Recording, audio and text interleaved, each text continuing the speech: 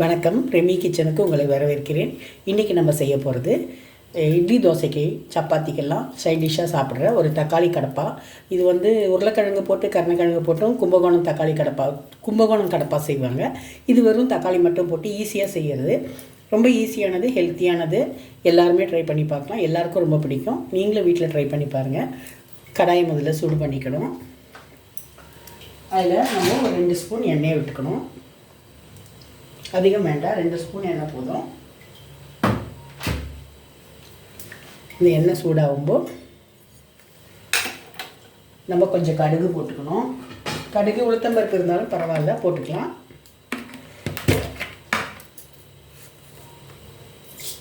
கொஞ்சம் போட்டுக்கலாம், அது வெடிக்கட்டும். கடுகு வெடிக்கட்டும். ஒரு 3-4 தக்காளியை இந்த மாதிரி பேஸ்ட்டாக அரைச்சி வச்சுப்போம். ஒரு 4 பீஸு தேங்காய், ஒரு 3 பச்சை மிளகா, கொஞ்சம் சோம்பு, கொஞ்சம் கொத்தமல்லி, கருவேப்பிலை. இதை பேஸ்ட்டாக நம்ம மிக்சியில் அரைச்சிடணும்.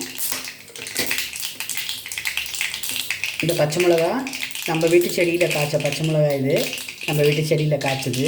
காரம் எப்படி இருக்குன்னு தெரியல, இன்றைக்கி தான் ஃபஸ்ட்டு சமைக்கிறேன். இப்போ கடுகு வெடிச்சிருச்சு. இப்போ நம்ம கட் பண்ணி வச்சுருக்க ஒரு வெங்காயத்தை போட்டுப்போம். இந்த வெங்காயம் வதங்கட்டும். இந்த வெங்காயம் வதங்கும்போது கொஞ்சம் உப்பு போட்டுக்கலாம். அப்புறமா குழம்பு கொதிக்கிற சமயத்தில் உப்பு எப்படி இருக்குன்னு பார்த்து போட்டுப்போம். இந்த வெங்காயம் வதங்கட்டும். ரொம்பலாம் வதங்க வேண்டாம், லேசாக வதங்கினா போதும்.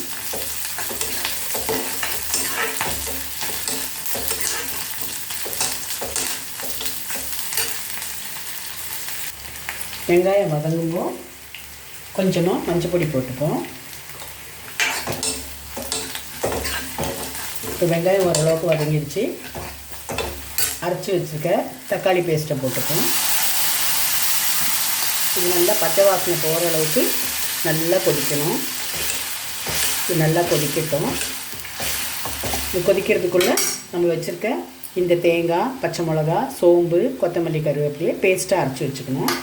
இது நல்லா கொதிக்கட்டும்.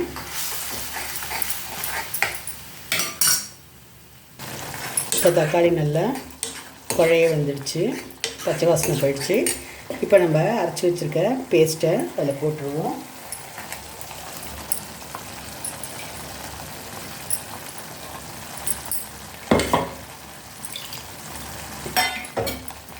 வேண்டிய அளவு தண்ணி விட்டுப்போம்.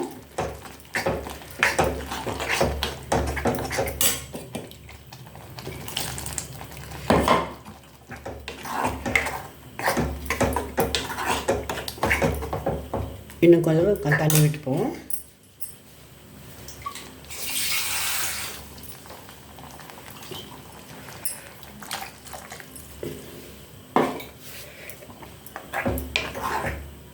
இப்போது இது லைட்டாக கொதிக்கணும்.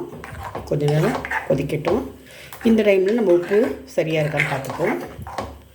ஈஸியான தக்காளி கடப்பா இது. இது எல்லாருக்கும் பிடிக்கும். எப்போவுமே ஒரே மாதிரி செய்யாமல் கொஞ்சம் டிஃப்ரெண்ட்டாக செய்தீங்கன்னா எல்லோரும் நல்லா சாப்பிடுவாங்க. போர் அடிக்காமல் இருக்கும்.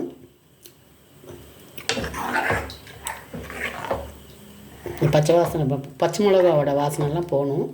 கொஞ்சம் கொதிக்கட்டும். இப்போ நல்லா கொதிச்சிடுச்சு. ஸ்டவ் ஆஃப் பண்ணிவிடுவோம்.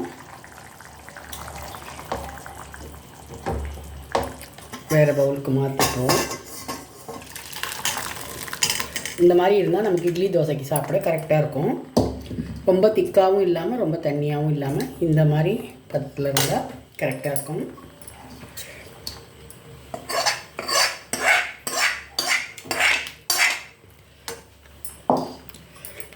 இப்போ நம்ம தக்காளி கடப்பா பண்ணிட்டோம். ரெடி ஆயிடுச்சு.